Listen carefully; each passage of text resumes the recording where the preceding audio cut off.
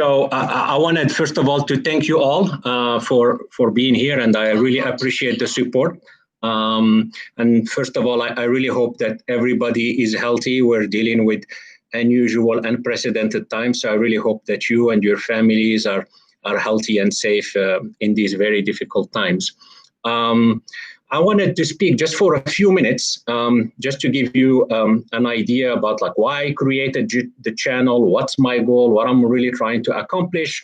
I want to give also like a brief description what I have covered thus far, and then the most important is to open it up for questions. All right.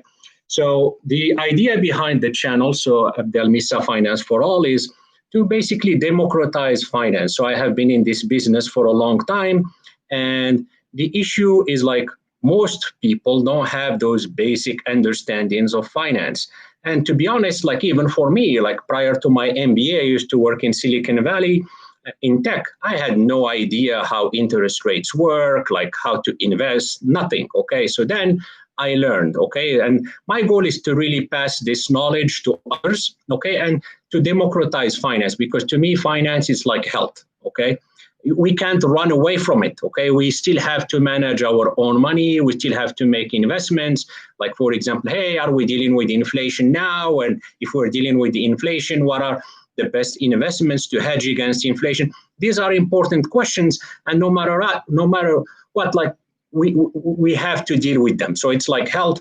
And so my goal here is really to help others and make a difference in people's life. So here is what I covered thus far with the channel. I created first like a video series about stock. So basically I want like, what is a stock? What does the price of a stock mean? How do you value stocks, etc. So then I jumped into risk. I think risk is very underrated because people, they look at stocks and returns, and then they don't look at risk. And risk is a very important element. That's like, so if you think about football, okay, or like any other sports, you play in offense and you're playing defense. You can't just focus on offense. So the risk series, you have 5 videos as well about that. Then I covered multiple things. Like obviously, there's a lot of volatility with the market. And so there is multiple videos about the stock market. I created some videos about oil, and obviously like we have seen something unprecedented this year with oil prices going negative. I created some video about inflation. Everybody's worried with the money printing, whether we're going to have inflation or no. So that's that. And then also like I created a video about like debt ceiling, okay, and the national debt of the United States. We're at, I think, 26 trillions now, and it's growing really fast. And we might add to it like with additional stimulus that's needed. So that's a huge issue. And then finally, I have created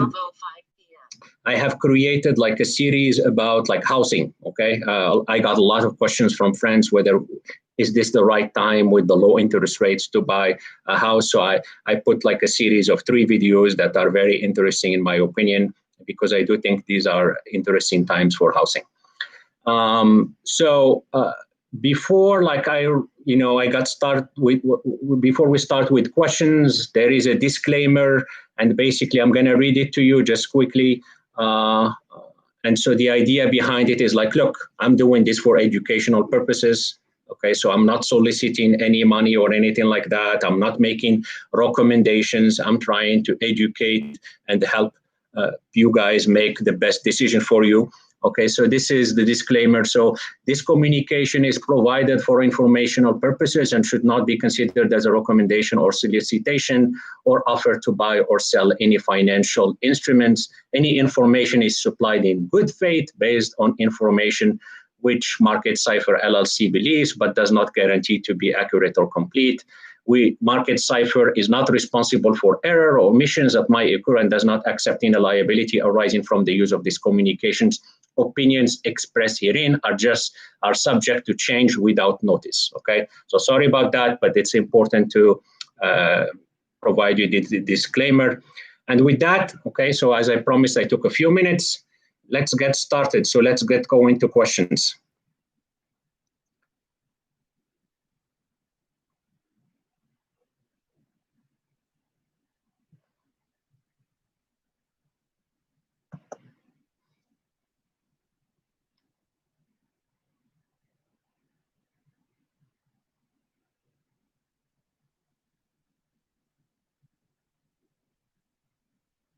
All right, so it's like when who is gonna go and then ask the first question? That's always the key, and then here we go. All right, money printing. Why no inflation? Okay, so that's a great question. So the idea behind um, money printing and inflation, it's a complex relationship. So people use that as well, the fact that the Fed has printed money. Okay, so the balance sheet now of the Fed is over $7 trillion. All right, so the Fed has printed trillions of dollars of money, and automatically people assume that because of that, that means we're going to have inflation, right? So that's not necessarily true. In fact, I created a video about this because yes, money printing can create inflation, but not all the time, right? You need something else. Like, yeah, if you print money and the economy is doing well, sure, you're going to create inflation. But when the economy is not doing well, you're not going to necessarily create an inflation. I gave actually, in fact, an analogy, a simple analogy is like if somebody jumps from 10 feet, right? And then you're going to say, okay, jumping from 10 feet, then you're going to break your leg. Well, but jumping from 10 feet and then you jump on a trampoline, you're not going to break your leg, right? So it's exactly the same concept with inflation because, yes, the money supply has grown, but there is a very important concept, which is money, like the money multiplier, right? So money multiplies through credit, right? So when the Fed puts $1 into the system, that dollar keeps, so you put that dollar and then the bank then goes and then puts, let's say, 10 cents with the Fed and then lends 90 cents, okay? So somebody else has now 90 cents and then it's the same thing. So that dollar actually through credit multiplies. Let's just give it like, for example, like 10 times, okay? So that dollar becomes $10 in the system.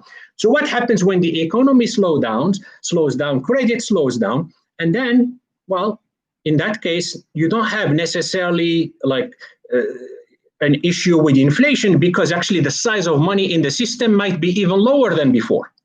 Okay, so that's a lot of people just use it as a easy, like that's an easy and flawed argument. Money printing, oh yeah, so then we're gonna have inflation. And let me give you an example. Like after quantitative easing, right? So after the financial crisis, the Fed has printed. The Fed balance sheet went from 800 billion to $4 trillion. Okay, so you're going to be like, okay, so then we should have had inflation. No, we didn't.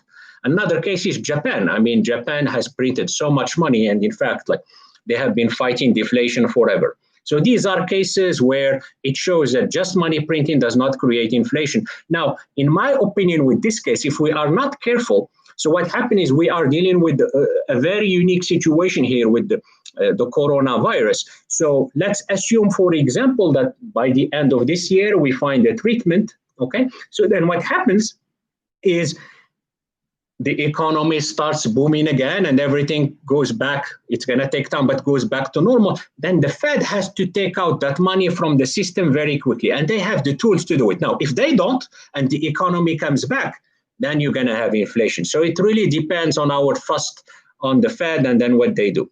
All right. Next question. Should we worry about debt levels? Yes. Okay. I created a video about the national debt. Okay. So as I mentioned earlier, national debt right now is $26 trillion. And so even before the coronavirus, we were at a $1 trillion deficit. All right. So $1 trillion deficit when the economy is doing great. That was a problem, right? But then with the coronavirus, obviously we passed $3 trillion of stimulus. And then we had even more, like there is even more stimulus in the works, right? So the House proposed another $3 trillion. I don't think that's going to pass because the Republicans are like, they're worried about the deficit. So call it, they might agree on $1 trillion. And then President Trump and then the Democrats are talking about potentially $1 to $1.5 trillion infrastructure bill. So in my opinion, we probably are going to have $2 to $4, call it $1 trillion additional stimulus this year. All right. So these are crazy numbers. Like you're talking about trillions of dollars. And then so the national debt is like going parabolic. Now, Is it a problem? If we don't address it, yes. Okay, because that's not sustainable. All right, it's absolutely not sustainable. And so there is the argument that, well, this is going to be a problem for our children and grandchildren, because it's a vicious cycle. Because basically, when the national debt is going high, that means interest rates are going to go high, and then so you have to reduce spending, and then the economy goes down. And so that's the argument. In addition, there is the argument that, look, it's not just the national debt. There is entitlement, like Medicare, Social Security. Just those entitlement, the net present value is like the government owes a lot of money. You're talking about potentially like $40 trillion. All right. So they're saying, look, the argument, that the bear case, which is like, look, we really have a problem, is that the debt is too high already. And then if you take into account entitlements, then we're really in trouble. The bull case is like, look, yes, the national debt to GDP is like right now at 130%. So that's high. But look, you're not taking into account the level of low interest rates, which is true. If you look at a country like Japan, they have over 230% national debt to GDP, and the yen is not even the reserve currency in the world, it's the dollar. And so we can afford to take on more national debt. And oh, by the way, the US has assets. We can just look at the liability, which is also true. My personal opinion is like, look, this is a serious problem. The government has not only to deal with this like quickly, but they have to be smart in how they issue this debt.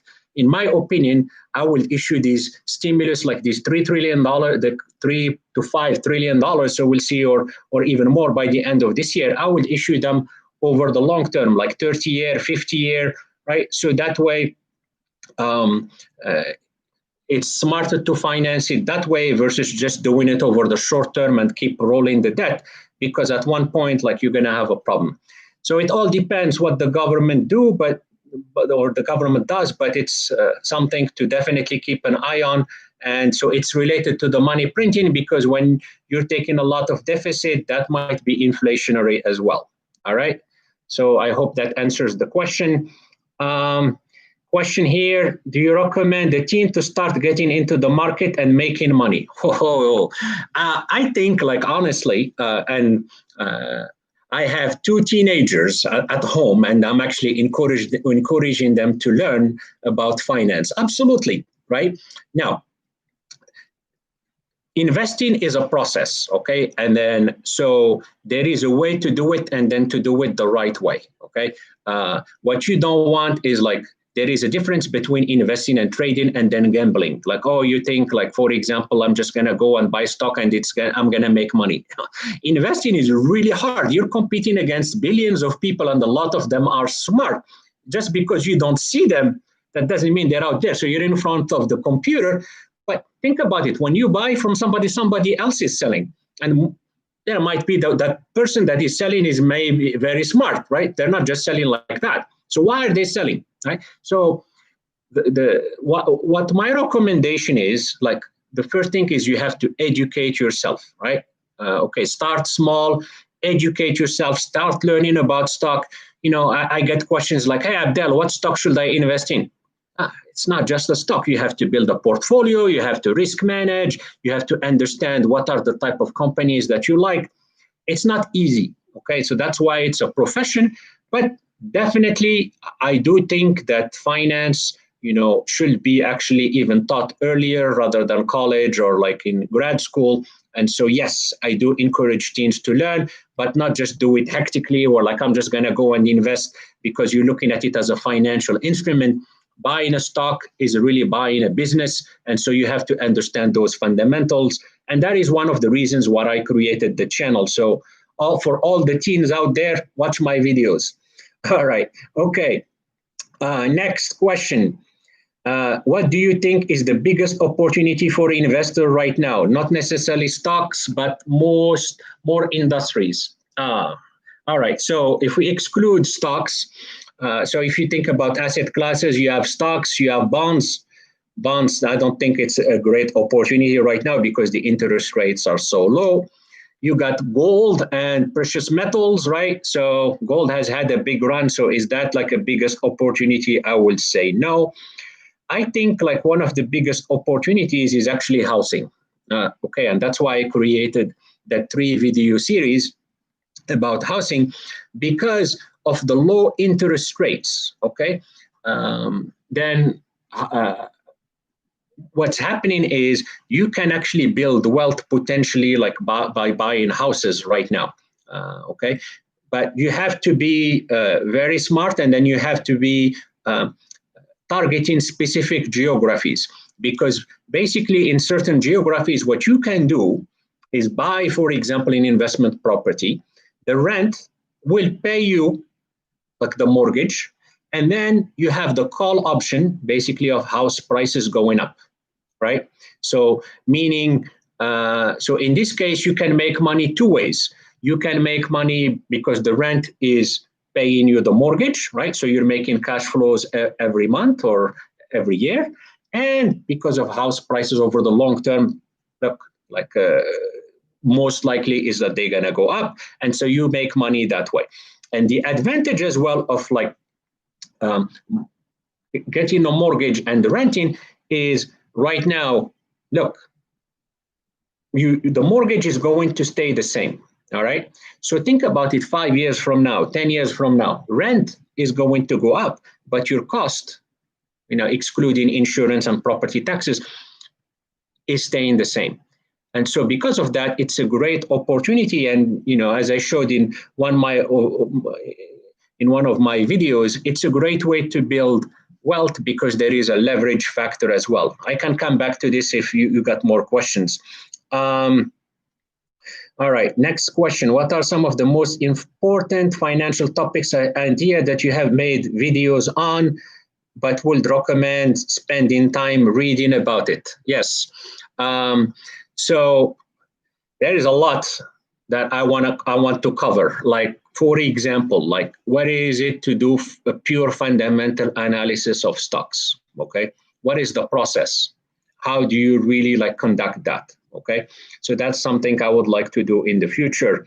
There are more like, for example, technical analysis. Okay, so a lot of people love charting and all of that. Like, what are some of the best practices on technical analysis? So that's a topic I want to do. In my firm, I also, our investment philosophy is we combine traditional fundamental behavioral analysis with artificial intelligence. Okay, so there is like what is artificial intelligence? How does it like apply to finance? So there are a lot of topics that I plan to cover in the future, and I will get to them one by one. Okay, yes. So next question is USO. Okay, so about this, USO is an oil ETF. And so this is, I made this multiple videos on oil because that is one of the most, one of the biggest mistakes that investors make. All right, and so let me talk about it in a few minutes here. So if you recall, at one point, oil prices went even negative, which I have never seen anything like that. And that's why I made actually a video the same day. And then, so let's just say, for example, oil prices are at $5 or $10, okay? They were at one point like in the low single digit. And so investors, they look at oil, and in fact, they think about it a little bit as stock prices, which is not the case. And they say, well, I know that oil prices are going, or I'm confident that oil prices are actually going to go up over time. There is no way oil prices are going to go are going to stay at $5, okay? Because guess what? A lot of these oil producers are going to cut supply at $5, and then demand is going to come back. And so, yes, I do think oil prices are not going to go to 5. And so let's say I think oil prices are going to go to 50. All right. So then I'm buying oil at $5 and oil prices are going to go to 50. And so therefore I can make 10 times my money. So it's like, this is like, wow, like it's a great opportunity. And this is where investors go wrong. Right? So when you buy these ETFs, such as USO, okay, these ETFs, they don't hold physical oil. So it's not like they have storage and then they have oil that is stored, all right, and then that's what they own. No, what they own is oil futures, okay? So they basically buy oil in the future. So these are little bit complex financial instruments, okay? So they're different than traditional cash, okay? So when you buy oil, right, the question is, so there is something called future curve. So basically, you're not just seeing price of oil right now. There is the price of oil a month from now, 2 months from now, a year from now. So you can actually, that's what the future curve means. It's you can transact and then you can go and say, look, I want to buy oil a year from now. All right. Like you can actually commit today to buying oil a year from now. Okay. And so the issue is when you look at that oil curve, it's very steep. Okay, so we call that in contango. The other one is like if it's down, so it's in backwardation. All right, so you got contango. So when it's steep in contango, when oil was at $5, all right, you're actually not when that USO goes and then buy futures, the USO is not buying oil at $5. Maybe it's buying at 10, at 15, because the future market is not dumb. The future market also knows that oil prices are going to come back, right? And so you are not buying oil at $5, right? That's the key. Okay, and that's the biggest mistake that people make because they think like, okay, by me buying USO, I'm buying oil at $5. So maybe let's imagine, just for the sake of the example, that the future curve, let's say a month from now, was at $15. All right. So oil price today is at 5, but a month from now, you can buy oil at 15. Right. So you need to have a software for this, and then so you can see the future curve. The question is then, are you happy to buy oil at $15? That's the question. It's not at 5. All right. And that's the mistake that people make. So very important. I'm not saying here that buying USO is always a bad idea. Right? I'm not saying that at all. In fact, it could, like, it has worked recently.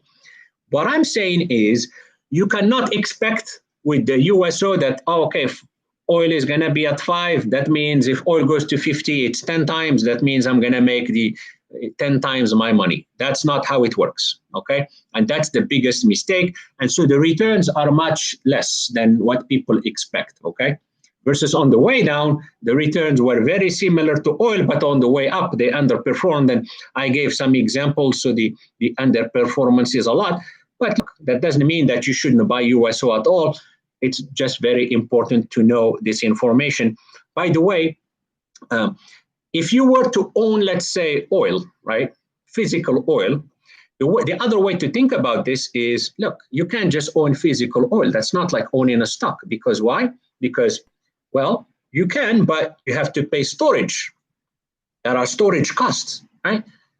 So those storage costs, in sometimes when there is a lot of oil, are very expensive because there is demand for storage.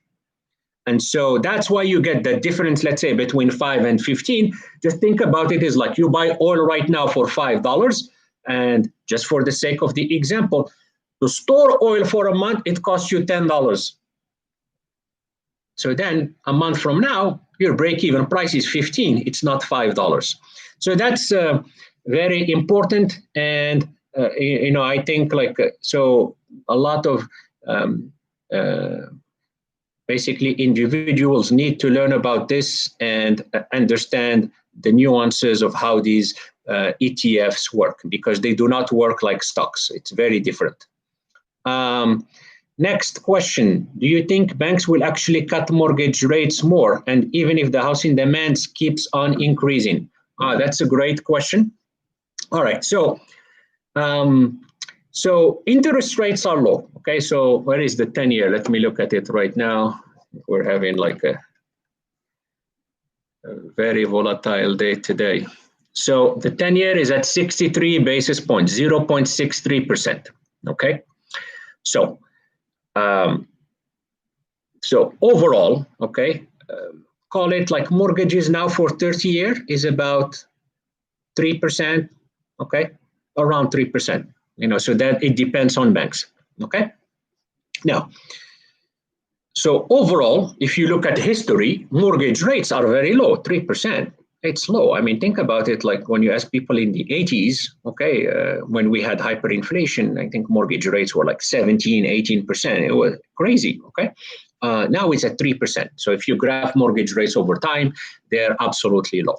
Now, however, when you compare mortgage rates relative to the 10-year, okay, so which is the treasury rates, like meaning the 10-year is 0.63%. That's what the government pays to borrow, okay? That's what it means. So today, for the government to borrow for 10 years, the government pays 0.63% interest rates over 10 years. So the first question you gotta ask is, what is, why, first of all, mortgage rates is normally it's 30 years, and then the benchmark is the 10-year. Okay, so that actually, for a while, I didn't understand it. And the reason is pretty simple. Think about it as when you buy, like how long do you stay in the house? What is the duration of mortgages? Okay, it's not 30 years. So what happens is two things can happen. When you buy a house, you can actually move and sell the house. So then you get out before.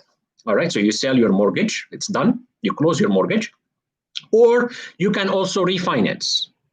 So people don't stay with the mortgages for 30 years in general, and then the average is, call it 10 years. So that is why when you compare a 30-year mortgage, you actually compare it versus the 10-year treasury rate, not the 30-year. So that's one very important point. Now, when I did the analysis of you compare mortgage rates relative to interest rates, so there is a spread, right? Okay, so for example, right now we said it's at 0.63%, okay? So call it 0.6 just to keep it simple, right? And then if the mortgage rate is at 3%, that means there is a 2.4% difference, right? Okay, that's when I compare that spread relative to history, okay, that's high. It's one of the highest it has been, all right? And so then the question is like, why should it be high? Like, in fact, like mortgage rates based on this should be like around 2.4 based on the average historical spread. We shouldn't be at 3%. We should be at 2.2, 2.4%. And the question then is why? Well, so what happens is these banks, right, that give you mortgages, they have had a huge surge in refinancing, okay? And because of that, right, so they're able to charge more because there is a lot of demand. All right. So think about it. If you're a bank, you're like, yes, I'm really like gonna make good money if I charge a mortgage at 2.4%. But there is so much demand that I can even meet it. Why am I gonna charge 2.4%? So then they're charging higher. So what I do expect is that spread to keep going down over time as banks are able to handle the more demand. And so assuming that interest rates for the 10-year stays at the same, I think over time, okay, so let's say a year from now, we stay at the 10-year at 0.6%. I think because the banks are going to be able to staff and then get more staff and then handle the demand, I think then they would be able to, it will be more competitive, and then mortgage rates will go down and probably like we might get to 2.2, 2.4%, okay?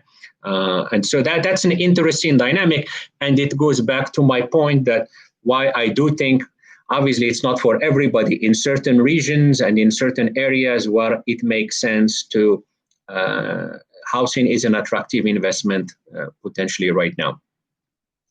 All right. All right. Okay. So then next question. Do you have any investment strategies that you prefer using in my personal investing, long, short? Okay. So look, there is one way to invest, which is, first of all, it's very important. You have to define your investment horizon. Okay. And you're going to be like, okay, this is my investment horizon. And the simple strategy is the buy and hold. And then, you average, you dollar cost average, meaning when the stock market goes down, you buy more, and then you stick to the plan, and then you keep investing in the stock market, assuming that, look, over the long term, let's say you're going to make a 10% return in the stock market, okay, including dividend, okay, because you believe in the US economy, you believe that over the long term, look, central bank and everybody is trying to push stock prices up. And so, you know what, that's a good investment. The other way, it's more like to trade, right? So, and to trade, obviously, look, I'm the CEO and the founder of Market Cipher. So I'm invested in our strategy. And so that strategy is long short. Yes, so I do short. Okay. And then the other thing that I like to use is, but you have to be very careful. And that's one that where you really, really need to educate yourself even more, is using options. Okay. So there are certain scenarios where actually when you use an option, right? So for example, you can, let's say you think the stock market is going to go up a lot and fast. Okay. So then what you do is you can buy these call options, right? And the good thing with them is that, let's say you put $1,000 or $100, whatever it is, right? Premium. So you buy this option. The worst case scenario that can happen is you lose everything. But the best case scenario, if you're really right, you can make a lot of money, right? So that's a double sword edge, because, when you're right, you can make a lot of money. When you're wrong, you're going to lose all your premium, but at least you know what the maximum that you are going to lose. I absolutely do not recommend to sell options or do anything like that, right? So for example, selling naked calls or stay away from that. Do not touch that, okay? It's only for professionals, and even when you're a professional, you can get hurt, okay? Because then your maximum liability can potentially be unlimited. And I have seen cases, including smart people, where an unforeseen event can just happen and boom, you lose all your money. In fact, to my student I showed last year, like there was this fund that sold options on natural gas, okay, and then oil. And then just one day they blow up, right? Okay, because there was something related to weather, and then natural gas jumped like 30% or something like that. And then not only they lost the entire money, in fact, clients had to potentially put more money. And so using options, you have to educate yourself. And then you cannot use anything where basically you're selling options, in my opinion. Stay away from that, because then you're taking a limited risk, which you absolutely should not. Okay, so that's one of my favorite strategy, but it's not for everybody. Okay, I cannot emphasize that enough. If your kid asked me how to become a millionaire, what would you say? Oh boy, he is asking me all the time. He wants a new car right now. Well, look, I think the goal of, there are a few things, okay? So forget the money aspect and the finance and the investing. There are some principles for success, okay? So, and in my opinion, and obviously to me, like success is not, that's a discussion for another topic. Success is not just defined by money, okay? For me, like I personally, like a lot of the stuff that I do, like with Market Cipher, it's not just about money, okay? Yes, of course, like you want to be good with money and stuff, but money is not what drives me, okay, personally. I really mean this, and that is why I created this channel, is to help others. Money does not provide some of the satisfaction that you get from doing good and helping others, right? And so that's the first thing. Like, I think it's not just always about money. Okay, that's very important. So then two, it's to be successful. Look, it's not easy. Okay, so what you have to do is, the first thing is like you have to have the passion to follow. So you really need to have the passion to achieve what you want. And when you have that, you have to work hard to get it, right? Okay, because if it were easy, everybody will do it. I know this is cliche, but no, you think like making money in the stock market is easy? It's not. As I said, you're competing against, very smart people. I give this analogy and, to my kids and stuff. Okay, so imagine like here you go. You think you're playing football and then boom, here I live in Jacksonville. So, then you're in front of like linebackers in the NFL and stuff. Guess what's going to happen to you? Good luck, right? That's how the stock market and the market is. It's just that you don't see the people on the other side. So it's not easy, right? And so if you want to be successful in investing, right, you have got to learn and educate yourself and keep working at it, right? So that's the first thing before even we talk about strategies and entrepreneurship and all of that. Like, how do you then get to that goal, right? But if you don't have these, it's not easy. Okay, if you don't have even that commitment and the passion and stuff, most likely it's not going to happen. All right. But if you do, then you go to the next steps and be like, okay, there is the effect of compounding. That's something like you have got to compound money. You have got to build like a set of passive income. And that's why, like, as I said, I mentioned, like the housing opportunity, right? Because then that's one way to build wealth. Okay, because you invest in housing and you invest over the long term, you can build wealth because you have leverage. You invest over the stock market, over the long term, you're gonna build wealth. Let me give you this example just to illustrate the importance of compounding. Okay, so I did this dinner with the Jacksonville Jaguars, and I have my friend Laurenti McRae, so he plays linebacker and special team there, and so we put it together. And then I asked the players this question. So hear me out here. I said, all right. I said, I'm going to give you two options. Option number one, you get $100 million guaranteed contract. Now, in the NFL, money is not usually guaranteed. I say, I'm guaranteeing you $100 million. All right, 4 years. Option number two, you're going to invest 1 cent, and then every month you double, right? So for 48 months, which is for 4 years. So the first month is 1 cent, the second month is 2, then 4, then 8, then 16, and then you keep going like this. All right, so let me ask everybody here on, what do you think that option gets to? All right, so after 48 months, can you start writing some guesses? Right. So which option will you choose? Is it option one, $100 million guaranteed, or option two, which is 1 cent double every month? Okay. And then why? So basically, why?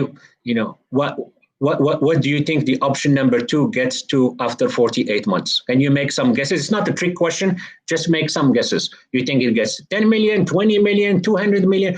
Where do you think it gets to by doubling your money from 1 cent for 48 months? So make some guesses, please.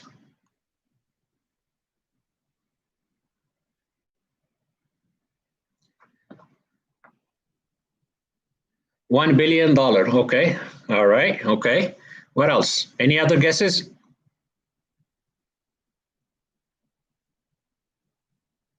$100,000.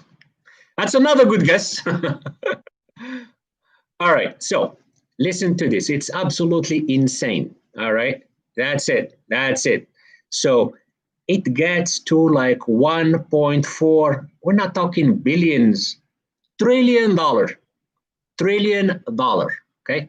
1.4 trillion. You will have been the first trillionaire. Man, you missed on a great opportunity to become a trillionaire, right? And so, yes, I mean, the math of it is like 2 to the power. You keep compounding the 2's. And then, in fact, if you add them, there is a time series, like, or you can add 1 plus 2 to the power 0 plus 2 to the power. You keep going to 48. It gives 2 to the power 49 minus 1. But the point is, that's $1.4 trillion. And so my question is, why do people then usually, I mean, the majority of people that I ask, nobody comes to $1.4 trillion. And even if you had asked me before knowing this, I know it's the compounding and I know it's the math and the 2 to the power 47 and all of that. I know it. But still, when you make that estimate, you usually come up short because there is a bias. And the way the human brain works is you are calculating the first instances, the first months, okay? But then you stop and you extrapolate because the human brain cannot, at least mine, cannot go like for 48 months, all right? And so we extrapolate and then we're like, okay, the first few ones are small. That means, okay, by the long term, it's going to be small, all right? And so if you want to be wealthy, right, you got, like, the compounding is very critical, right? So you cannot think about 1 year from now, 2 years from now, 3 years from now. You're going to think about 30 years from now, and then the money is going to compound. Now, here's the thing. So assume the other side, right? So you're going to say, look, I'm going to be risk averse, right? And look, I do not want to invest in real estate because there is risk involved. And then I do not want to invest in the stock market because it's a casino. And then guess what? Then it's risk is involved and I don't want to lose money. All right. Okay. So hear me out here for a second. So then 30 years from now, so let's say you have $100,000, right? You're sitting on $100,000. Okay. And then 30 years from now, the good news is you didn't invest, you didn't take any risk. So you still have $100,000, right? Sitting next to you. That's the good news. Now, can anybody tell me what's the issue with that? Is there an issue with $100,000 and then 30 years from now you still have $100,000? What do you guys think that the issue with that is? Check. Inflation, yes. Value of money, yes. All right. So the thing is, the target inflation of the Fed is 2% per year. That's what the Fed targets, okay? We have been lower than 2% recently, okay, but the Fed targets 2%, okay? So the money printing and all of that is to target, that's what they do as their job, So the idea is to have an inflation of 2%. And so the way to think about it is when you see that dollar, right? When you hold the dollar in front of you, think about it as every year the dollar loses a piece of it. Why? Because money by itself does not mean anything. The goal of money is to buy products and services, right? And so think about it like a gallon of milk 30 years ago versus a gallon of milk right now. It's not the same price. And so if you compound at 2%, that's roughly, okay, what happens is, let's say you have $100,000 and then you could buy a house or you could buy cars and stuff today. 30 years from now, that same basket of things that you could buy, now they're going to be worth $200,000, let's say, okay? And so you're still at $100,000. So you actually became poor because you lost half of your wealth by being risk averse. That's, most people don't understand this concept. It's really important. $100,000, it's like if now you own $50,000. Okay, so the 2% inflation rate is your break even. At 2%, you're barely like you're break even. Your wealthy is the same, right? And so what you need is you need to compound and you need to beat the 2% over the long term. And so the question is, what investments are going to offer you this, right? If you're investing in bonds right now, right? I just said that you invest in the US government, it gives you 63 basis points for 10 years. It's below inflation. So this is called negative real rates. You're actually losing money.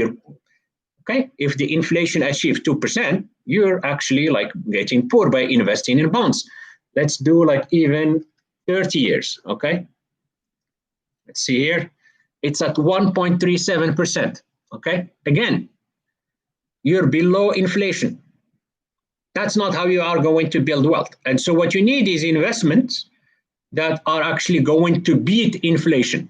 Historically, what that has been is, okay, so stock market, okay, overall, over the long term, has made about 10% every year, including dividends, okay? So then now if you're investing and you're making 10%, your money is going to compound a lot, okay? So that's a good thing. Potentially real estate, if you're finding the right opportunities, as I said, that's going to compound your money, okay?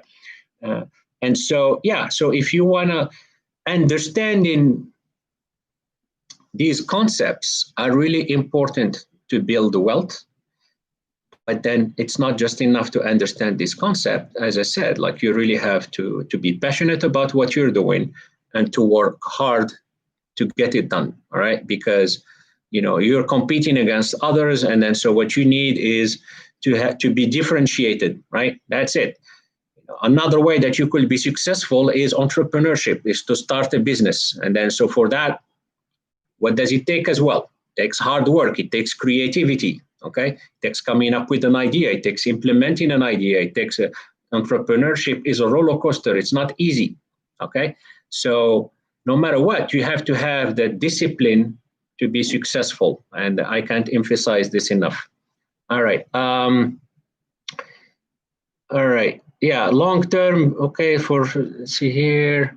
Do you recommend allocating more in value or growth? How should this allocation change over time? All right. So the question here is about growth versus value. Okay, let me just explain, you know, because these are financial terms, probably not everybody is familiar with it. So value, what does that mean? So you're buying cheap stocks. Okay, so cheap, when I call cheap, it's never about the stock price. The stock price by itself, as one video I created, doesn't mean anything. If somebody comes to you and be like, hey, buy this stock, it's cheap, it's a penny stock, it's worth $1, it's so cheap, you're gonna go from $1 to 100, doesn't mean anything, okay? Because it, first of all, it depends on how many shares are out there, okay? And then, so the popular way to value a stock is like, think about it as, you know, and I gave this example, it's like a house. So for example, you buy an investment property, and at the end of the year, that investment property, after rent, after everything, it makes you $10,000 a year. Okay, that's your profit for the year. And then the question is, how much would you be willing to pay for that investment property? So if you are willing to pay $100,000, that means you're paying 10 times. Okay, so that's the multiple, 10x. Okay. Well, same thing for stocks, okay? So for a stock, let's say, for example, a stock that earns $2 of earnings, and then if you're buying the stock, so $2 per share, for each share, it earns you $2. And then so if you are paying, then 10 times, so it's $20, okay? If you're paying, 20 times, it's $40. So that's a PE. It's called PE, price to earnings. So that's a very important valuation metric. And then there are others.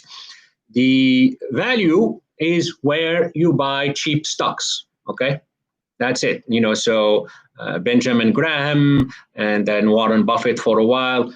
Okay, so value investors. That's what value. So you're like, look, I'm gonna buy stuff on the cheap. Okay. Fine. The growth, on the other hand, is the multiples are not little. The multiple are high. All right. So like Amazon, for many years, Amazon, the multiples, like actually, they were even negative earnings. So you're buying a company hoping that they're going to achieve growth in the future. Right. So imagine maybe like, let's say, just to take this simple example of positive earnings, maybe you're paying 100 times for earnings. And you're going to be like, Abdel, why should I, let's say, buy something for $1 and I'm paying 100 times for it? So I'm buying it at $100. Okay. And so the only reason you will do that, okay, is because you think that $1 is actually going to grow fast in the next few years. All right. So that's buying growth. And growth, for example, like think about it as, buying technology companies. There is a lot of growth in technology companies, right? So therefore, investors are not dumb, right? As I said, like you're competing against very smart people. So a technology company that's growing, right, you're going to have to pay the multiple. So here's another mistake that people make. So they say, okay, I'm looking at this stock, and then I'm going to come to you and be like, well, you know what, this company, they have this new technology, and they're going to achieve fantastic growth. So their revenues are going to double every year and all of that. You should buy the stock. What's the issue with my argument? Well, how much should I pay? That's like if I say, and they'd be like, you know what, you see this t-shirt here, you see the Market Cipher logo right here, it's really nice. I say, this t-shirt is built from this unique silk, right? It's really amazing and stuff, and there is only 5 of these in the world, or 10, whatever. And then I say, you should buy it. And then I come to you and be like, yeah, it's worth $200 million. You're like, Abdullah, you're like insane, right? So that's the same thing for growth stocks. The question is not whether the growth is going to happen. The question is how much of that growth is priced in the market, right? So investors know that this thing is going to grow, this stock, right? And the question is, do you think it's going to grow even faster than what the market thinks? So what is priced in, and then is it going to grow enough? So anyway, that's the definition about growth versus value, okay? So historically, value has outperformed growth. But for the past decade or so, growth has been outperforming. And one of the reasons why growth has outperformed is actually interest rates. So these low interest rates have helped growth. It's really tricky right now. I don't have a specific answer. Recently, you just look at NASDAQ. Growth is still, let me see here. I have a button actually about growth versus value. And I know that growth has continued to outperform. Give me one sec right here. Yeah, see, growth continues to outperform right now. Okay, and a lot of research has been written that this, it's historical. So from 2000, we're way higher versus history. Okay, and so the question is, when is this going to stop? I think when interest rates are still low and stuff, I do see still, advantages of growth, but there is a point where it's going to reverse. It is very hard to know when that is the case. Okay. But yeah, for now, growth has been doing very, very well compared to value. That's what I can tell you. Here's a question. You run Market Cipher. I teach at university, at Jacksonville University, and I am a father of 4. How is the time and energy and the motivations to do the videos? Okay, so yeah, I do have a lot of tasks, and being a father, and more importantly, also being a husband. Yeah, that's a lot of work, to be honest. But it goes back to my point that I made previously, which is it's all about the passion. And so I'm committed to my job, right? I'm committed to teaching because I love it. And look, to be honest, in a lot of cases, what people don't see is oh, they see videos and it's all ready and set and it's done, but people don't see how much work you put in to prepare them and to record them. And I'm learning as I go. But a lot of times I actually do this over the weekend. And then in many cases, a lot of these videos, you guys don't see it, but it's recorded at midnight. And so it takes me a lot of time, but look, I'm passionate about it and I want to make a difference in people's lives. So yeah, I'm going to keep going, right? More question here. There is little good information on fundamental analysis on YouTube. That is correct, big time. In fact, even, I'll be honest with you, when I, after my MBA, I joined Deutsche Bank. And so I joined Deutsche Bank and I joined the prop desk at the time before the Volcker rule, okay? And then so we invested about $300 million of the bank's money, okay? And it's not even when you work for an institution, okay, or a hedge fund, it's not they give you a book or something and be here are a few videos, here is how you conduct fundamental analysis. I've never seen that, to be honest, okay? And so what I did is over time, I created a process and I started building my knowledge. And then the way I think about things is I always try to put a framework. And so I built my own process. And that's what I teach at the university, at Jacksonville University, where we manage about 700 to 800, depending on the volatility on the market right now, $1,000, and then it's the students that make decisions and then make these investments using that process. And so, yes, I do think that there is very little information on that. And so I would, my plan is to start to put that on YouTube videos. One thing that I have noticed, by the way, is that, which is a little bit disappointing, I'll be honest, is like when I create educational videos, okay, like for example, the housing or like about stocks and stuff, normally the views, I don't see, and the goal is not the views. The goal for me is like, look, I want to help, that's it. But what I have noticed is that people don't care as much about that, okay, which is disappointing because, again, people, like in many cases, they want the easy solutions. They just want you to give them, here it is the easy way, you should do this or you should do that, but that's not how it works, right? You got to learn, you got to spend time to learn, right? But look, I'm going to keep putting content and, hopefully, as I said, like I will do some stuff on fundamental analysis, whether people want it or no, because I know that that's what's good for them. Next question. So we will go for a few more minutes and then, all right, we're almost there. How do you see election affecting the market in this unprecedented year and racial inequality? Oh, that's a great question. I think the stock market, the biggest thing this year, right? It's not the election. The biggest thing is this COVID situation, right? And I have created a lot of content. In fact, I'm way out of consensus, all right? I have been bullish on the market over the long term. And the reason is the way I'm thinking about it is like, ultimately, this is a health situation that we are dealing with, okay? And so the issue is whether we find a health solution, okay? And whether that's a permanent, like a treatment, which will be nice. There are a lot of work that's being done on vaccines. And, I know that a lot of people don't necessarily agree with vaccines, so I respect that. But the question is, are we going to have something that's going to give confidence for people that, yes, even maybe if I get this coronavirus, I'm going to survive? And that's what will open things up. And so if we were to get it, so just close your eyes and say, like, by the end of this year, we are going to get that. Now, in the meantime, the government has to do stimulus, right? Both on the monetary, which is happening, and on the fiscal. Think about it as a bridge. That's like if a company has a great business, but they have, let's say, a liquidity problem and they need a bank loan to survive. It's kind of the same thing, right? And so imagine we get the stimulus, like which as I said, we are going to get, in my opinion, an additional 2 trillion, maybe even more by the end of this year, right? So that will keep things going until we finally find a solution. Then think about it that way then.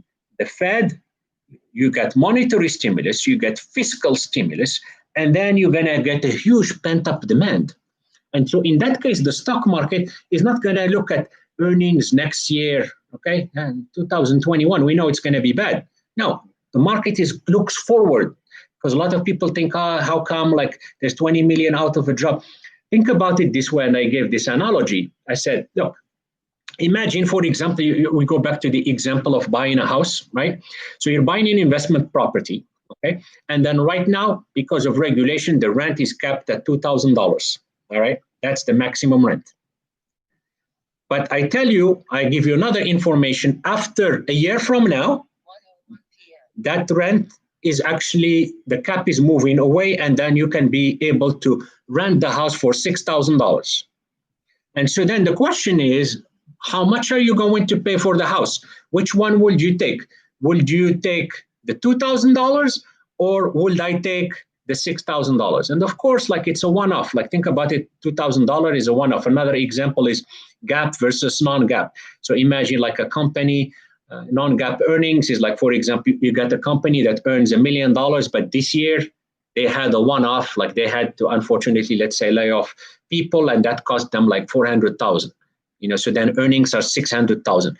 Should you price the stock based on the $1 million, which is more sustainable, or the one-off, right? To me, that's how the market is going to look at it. Now, so that's, but we don't know, right? So it all depends. It's almost a binary event, and that's why it's tricky. But I could see a real case where we get another $2 trillion or $3 trillion of stimulus. The Fed continues to pump money in the system, and then boom, you finally get like a health solution.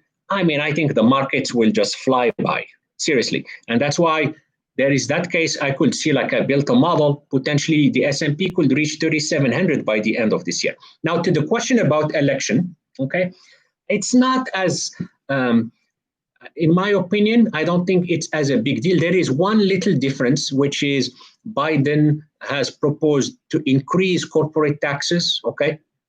And so if he were to win, the question is not just he were to win, then the question is like, who does the Senate go to? So if the Republicans keep the Senate, then no big deal. But if the Democrats, let's say Biden wins, and the Democrats win the Senate, then most likely the new taxes go up, right? And they're not thinking about going, like from what I have seen, the tax rate will go from 22% to somewhere in the middle, so call it like 28%, okay, instead of the old 35%. And the analysis that I have done, that's about 4 to 5% of earnings. So basically, if Biden wins and then the Senate goes to the Democrats, there are multiple things here, and they decide to go and then take on the taxes and then increase the taxes, because that might not be the first thing in their agenda. There are a lot of things that the country has to deal with. Then the market, basically earnings are going to go down 5%, assuming the same multiple. Then maybe the stock market gets hit a few percent. But that's what I think. Then question, am I a vegan? I love it. No. I eat all kinds of things. So I am not a vegan, but I do respect people that are vegans. So everybody has a choice. Vegan industry is on the rise. Well, that doesn't mean, you ask me, am I a vegan? That doesn't mean like I'm not going to invest in vegan industries and on the stocks, right? I could be a non-vegan and still make money out of people that eat vegan, right? So I love the comment. Thank you. Final question here. What industries do you think will be changed forever because of COVID-19, possibly eliminated? So I do think that the COVID-19, look, I could see a case where, like, look, this could be behind us in a year or so, okay? This could be behind us, and, either we find a treatment or it becomes like a little bit like the flu, where it's controllable and then people get used to it. So some industries, maybe there are some changes, but I do think in that case, I'd say airlines, we still need to fly, hotels, like, people are dying to go on vacations, and, restaurants. I think like it just like that comfort for people to get to a level where it's like, look, if I get this, I'm not going to die. And if we were to get that, I think people like the risk aversion will be less. And so I do think like those industries, even though that we think like right now, like cruises that we think are highly affected, might survive actually. Now, there are some few structural changes that might happen. I do think we were already on a secular move, obviously, with, before COVID, with technology. And if anything, this has accelerated. So I think the working from home, I think a lot of companies, and you see all type of announcement, have realized that, look, for people to work from home, productivity is not going to go down. And so what is that going to do? So there's going to be winners, people that provide security, and you see like stocks like Zoom and etc. Those have been winners of this. And then you're going to have losers, which are potentially commercial real estate. That's an industry that's worth keeping an eye on. I think on the housing side, in fact, like one of the other reasons I spoke about it in my last video, that might be a good thing, because people have realized that, look, people that are working from home and they're realizing like, look, hey, I need more space. I don't have enough space. I don't need the kids to be jumping around me all the time, right? So that might create even more demand for housing. However, on the commercial real estate, I do think overall, that's my personal opinion, that this is negative overall. All righty, I almost stuck to the 1 hour game plan. Thank you so much for joining me. Thank you for all the fantastic questions. I love it. And hopefully, like, I don't know, do you want to do more of these or do you want to just stick to the videos? Make sure you, please, like in the YouTube video, make sure you provide your comments.